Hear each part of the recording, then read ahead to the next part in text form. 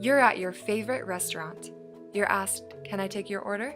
And you give it to him, a 5-piece chicken nugget and a junior bacon cheeseburger. He brings it out and sets it before you.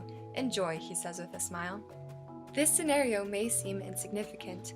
We interact with people every day.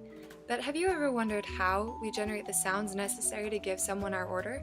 And how do we avoid inhaling each bite of that delicious burger we swallow? What if I told you it was thanks to our larynx? What is a larynx, you might ask? Commonly referred to as our voice box, this hollow muscular organ forms an air passageway to the lungs.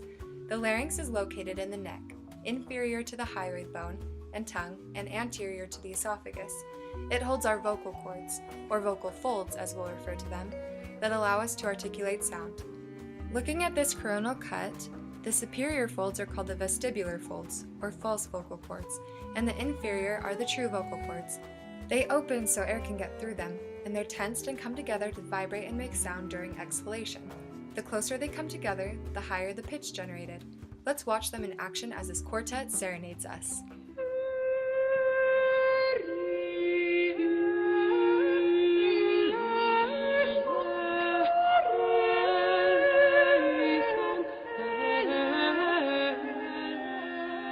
Don't they sound wonderful?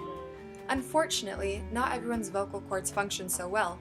Have you ever had a hoarse voice after screaming for your favorite team? This sudden, acute vocal overuse could cause inflammation, or in extreme cases, hemorrhagic vocal cord polyps, which look like blood blisters on the vocal cords. They distort the normally straight contour of the vocal folds, thus impairing how well the folds can close during speaking or singing. Symptoms include loss of high, soft singing, day-to-day variability of voice quality, and increased effort to produce voice due to air leaks and asynchronous vibrations. Small hemorrhagic polyps may heal on their own after several months, but larger polyps should be surgically removed. Chronic overuse of the voice can result in calluses called nodules, which produce similar symptoms. In addition to vocal folds, the larynx has some other important anatomical features that allow it to do its job. The epiglottis is a flap of cartilage that depresses during swallowing to cover the glottis, which consists of the vocal folds and the slit-like opening between them, called the vestibule. The thyroid cartilage is oftentimes referred to as the Adam's apple and is pulled forward and downward by the cricothyroid muscle, controlling pitch. The cricoid cartilage is ring-shaped and sits inferior to the thyroid cartilage. The arytenoid cartilage is posterior to the thyroid cartilage and superior to the cricoid cartilage. Let's imagine our head is a house. The nasal and oral cavities serve as a door for air and food to enter. The pharynx is the entryway that will split into two corridors, the esophagus, which leads to the stomach, and the larynx, which leads to the trachea. When we swallow, the mass of chewed food, or bolus, is pressed by the tongue up against the roof of the mouth backwards towards the pharynx. In response to activation of pharyngeal pressure receptors, the swallowing center in the medulla initiates reflexes that prevent food entry into respiratory passageways. The uvula contracts, blocking the nasal passageways from the pharynx.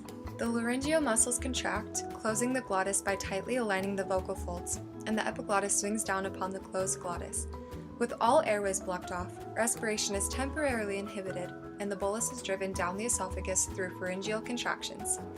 In these anatomical processes, we can see the important functions of the larynx in our everyday lives. Without them, we would not be able to speak or even eat without choking on our food. So the next time you go to that nice restaurant you love so much, I hope you'll appreciate the larynx just as much as you appreciate your burger.